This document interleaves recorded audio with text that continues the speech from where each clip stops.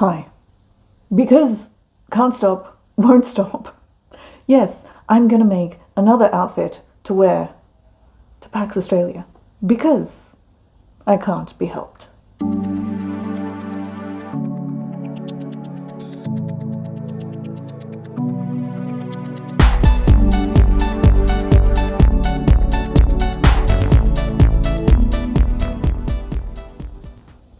Hello, it's Icy. Yes, I am back with another modern outfit because, yeah, I can't be stopped. Yes, my brain immediately went, "Oh, I love this jacket. I love, I love the style of the skirt I made, even if I absolutely loathe the material. And I love my little chatelaine. And my brain is going, but I'm going down for like 4 days, and that's like one outfit. Hello, is that enough? Sure, I could wear any of the other clothes I own, but no, my brain insisted that I make some more things. So, my style varies between truly Victorian, well, goth, very Victorian, and also goth, I want to say sort of tech-ish. So it kind of sits between those 2 points. And all of this Starfield kind of space vibe does fit with much more the kind of, I believe, tech wear is even a vibe. I didn't know this until very recently. So what I want to do is make something that's vaguely Japanese tech wear, but my own particular kind of goth/Victorian take on that. And I also want it to have a sort of a Starfield/space vibe, so it goes with the jacket and it goes with the other things that I'm planning to wear. Pretty much, I want an outfit that I can take 3 or 4 pieces and mix and match them and get like a whole range of different sorts of looks. So now I own and have loved a pair of, well, 2 different pairs actually of palazzo pants. You can see me wearing a pair in an earlier video up here that I'm very proud, only recently just refit me again. And then I have so that's a very structured sort of office suit-ish kind of vibe. And then I have a pair of sort of flowy, purely high stretch, very comfortable. Also used to wear them to the office, but they're much more kind of floaty sort of vibe. Now, what I want to make is something that sits, I guess, in between the 2 of those places, but also not ankle length. I want them, I guess, sort of cigarette length, sort of slightly higher than, sort of above, say, a few centimeters above the ankle bone, which should work both with sort of flat, like ballet style shoes, but also work with the chonky boots that I plan to be wearing, because those boots definitely work better if whatever it is I'm wearing hits at the level of where the boot stops, pretty much. So yeah, about that far above the ankle bone. So let me show you a little drawing of what I've got here. What do we have? Okay, so we have these kind of, I think, gaucho pants now. I don't know the terminology, but maybe. So we have these pants. They're going to be quite flared, and I plan to have a very structured waistband that, like, actually, rather like the Victorian skirt, which is obviously below here on the actual mannequin, going to have a front panel here with buttons on the sort of waistband to attach it, leading into a pocket. Now, the pockets are going to be fairly low because I know from the formal pants that having lower pockets is more flattering, and it will also basically pop the hips more, so it makes the waist look skinny. Those Victorians knew what they were talking about. Now, the other thing I want to do here is I want to basically add a pleat that tucks over. If this is the pocket shape here, and this is the side of the hip, I want a pleat that tucks over and sort of almost covers the pocket. which should pop the hips further. Hopefully this works, but integrating it into the vibe of the pocket, I think, is a really interesting idea and should give some sort of dynamism as well to the front. Here's hoping. We hope that's a vibe. Now, 4 reasons. I plan to, at this stage, also, this very dark line down the side here along the edge of the pocket, I want to pipe that. I want to put some piping sort of along that edge and probably in a contrasting color. So we're probably going to go with, it won't be this same fabric because both that's too heavy and I've run out. But I do have some other poly pop in a very dark red, I hope. I think I do. We'll find out soon. If I do, in this similar color, we'll do that. If I don't, I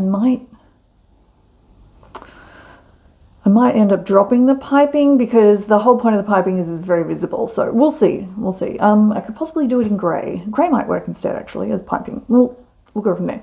Now, the other thing I want to do, this is probably all in the same video. Hey, we'll re-record the intro if it's not, is I want to make a top as well. I want the top to have, basically, can either be worn, not necessarily on its own, but over a t-shirt. Basically, it's like a vest. But not a vest. So what I want is really, really simple, just almost like a banded straight around, same height front and back. Probably I'll have some seams here with just like a super simple dart on the edges. The front is going to be waistband buttons at the sides as well. These buttons might be decorative, actually. They might not be real. We'll see how we go.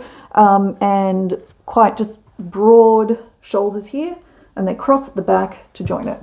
Now, also planning to have down the sides here, and I'm not sure if it would go across the top or make that a separate panel and have it go slightly lower across here with the piping as well. Now, I don't know if you picked up this vibe. The reason I'm doing that is if you take this bit and you put it on top of this bit, you actually get something that looks rather like a pair of overalls, which is not something that I can technically, I mean, you know, I could put them on, sure. Would they be flattering? No, not on my body shape. However, if I make this as 2 separate pieces, we might get something out of that. That's a kind of a cool look. Also, that kind of overall sort of practical vibe works well with both the space Starfield kind of theme and also kind of like a Japanese techwear kind of thing. That sort of practicality vibe together, I think, is good. And additionally, we're just gonna do some fancy stuff where, for example, this is the same dimension as this, so the buttons can kind of like be sort of popped together so that you can so basically that the top doesn't ride up and it's attached to the pants, and the whole thing does actually work like overalls, kind of. Will this work? Hey, who knows? We hoping. So do I need to buy any material for this? No, I don't.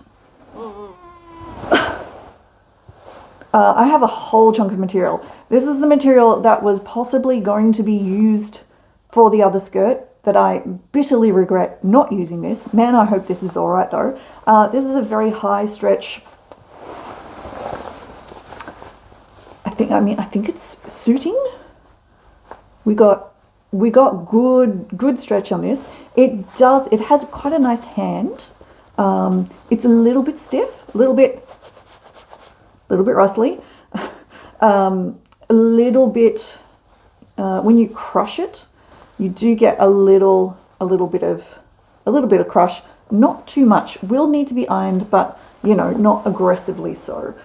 And I don't know, I guess maybe like 10 meters or something. This was a purchase by a friend, like 20 years ago probably, and she got out of sewing and then she passed it on to me. So it's been sitting in my sewing stash for that long. So it's probably time that we use it. Do I need to buy anything for this project? No, actually, I don't need to buy anything at all. So I have something I can make bias binding slash piping from. I have the fabric, I have the thread. I'm not planning to put any, this is, I mean, it's really stretchy, so I shouldn't need zippers anywhere. And even the button section here, this are probably, it's that waistband's just going to be completely attached probably. The buttons on the pants will probably be real, but they won't actually like undo, if that makes sense. You just push it, you know, pull it off your hips pretty much. There should be enough stretch in this that I can just do that. If not, then I've already got it built in. I can turn it into a real thing. Top the same. No, I think it's just going to be straight over the head. Though, if I need to, I have zippers that I already own, and some of them are invisible, so we can do a thing if we absolutely need to. Now, I have, okay, so it's currently nearly the end of August. I need all this by the start of October.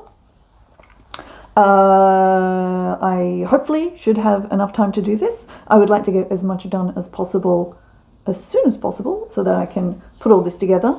So yeah, I think I quite like the plan. Of course, my brain was thinking about this all last night when I should have been sleeping, so I am a little tired now.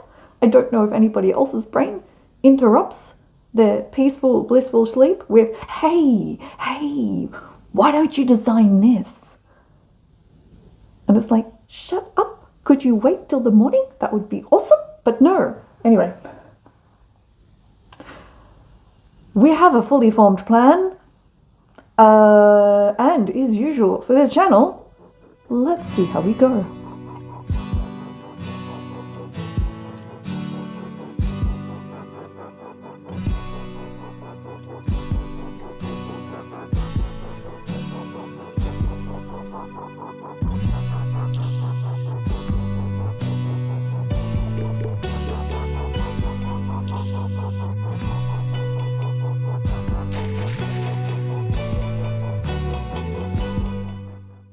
Okay, we're prototyping like a boss tonight. So I've cut out nominally a pair of wide-legged pants. I've sewn them together with like a really long stitch length because I figure I'm going to be unpicking and tried them on. So I've got the jacket on, so I've got a decent idea of how it looks with the jacket I would be wearing it with. So now, how are we going to do this? One sec. Is this safe? Maybe not. We'll see. Oh, is it real? Is it even working? Kind of. Okay, here we go. So, chunky boots and pants. So I've got two lengths, sitting pretty good. Just turning ever so carefully. Okay, now I've tried the flip, and naturally, that's right, even though I added 5 centimeters to the sides, to both top and bottom, because of the different fabric, it's not enough. I mean, it fits, it's fine, like there's no problem with the fit, it's just, it's not enough that I can get that proper fold in that I wanted to. Let's adjust and try again.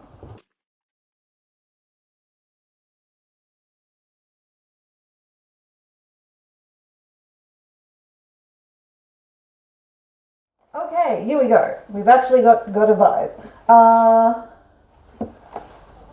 Pretty good. I mean, I'm actually like it's got a serious vibe. It's got a serious vibe. So imagine pockets. I think I do need more tuck over. More tuck over will give the effect of like a larger leg, unless I like adjust it, but I think the larger leg would be better. And I do think I want another 3 or 4 centimeters, I think, just tucked around the front. Obviously, I do have to cut out the pockets so I can put change the design on the front so I can actually add pockets. But I figured I just want to sew it together and get a vibe.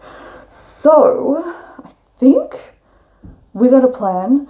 I think what I need to do is, I don't like doing this, but it'll be okay because I can reuse the fabric. I'm going to we're going to take away the fronts. I'm going to recut the fronts, and I'm going to add, probably another 5 centimeters. And then that'll be the tuck, which will be fine. And we just keep the backs, because also I really do need to add, I probably need to add another 3 centimeters, I think, to the front. I've just cut that just a bit too aggressively. So, and I can't hoik it any higher because, hey, that would be a bad look. So I just need to add a little more height to the front lift, well, whatever it's called. And then, yeah, I think it's actually good. It's good. It's really good. The front panels, the old front panels, as I'm planning to make the top, I'll chop them up and use them in that. So I don't think I'm going to actually waste a great deal of material. It's just, I'm going to need to cut out another front pair. I'm pleased. So let's try more. Let's do some more.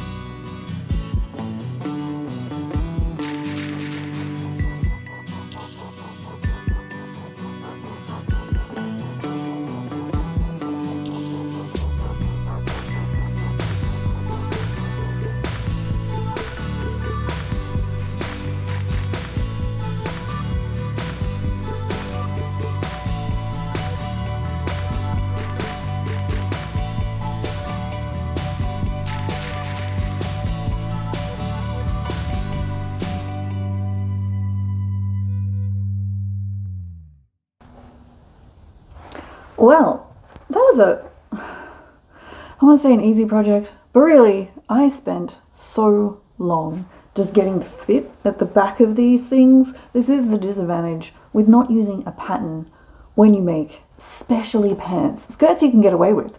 Pants, an entirely different prospect, and I will remember that for next time. Nonetheless, I am extremely pleased with how these have turned out. It is exactly the vibe I wanted, kind of Japanese techwear crossed with, honestly, really, clown pants? There are some distinct notes there, and that is fine. The suspenders, braces, worked well, apart from the fact that even though I measured them, I neglected the step of pinning together all of the bits and then trying it on, because yes, this back section was far too long. I swear I measured it. I swear I measured everything.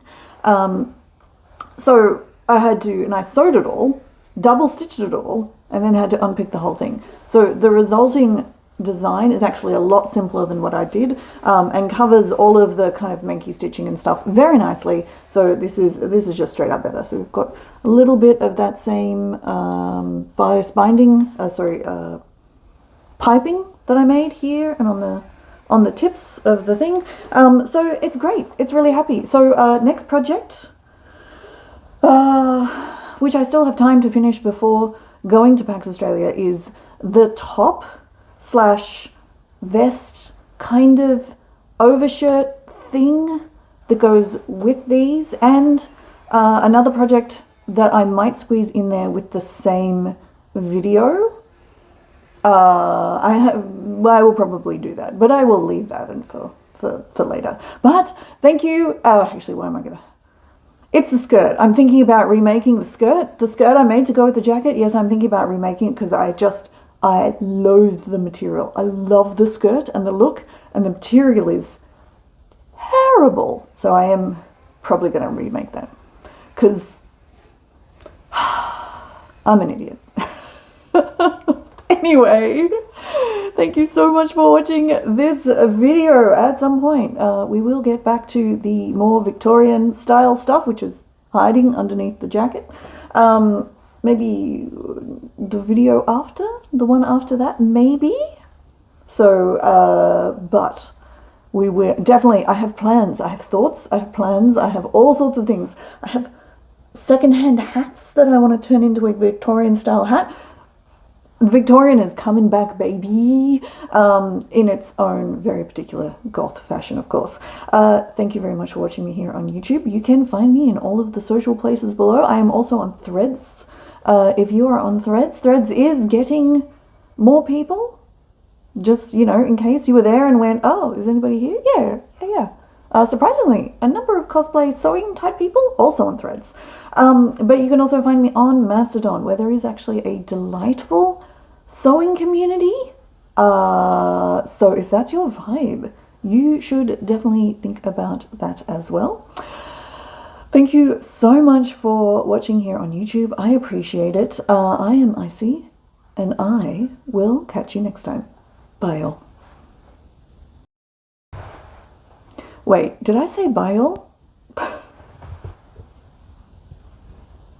Yes.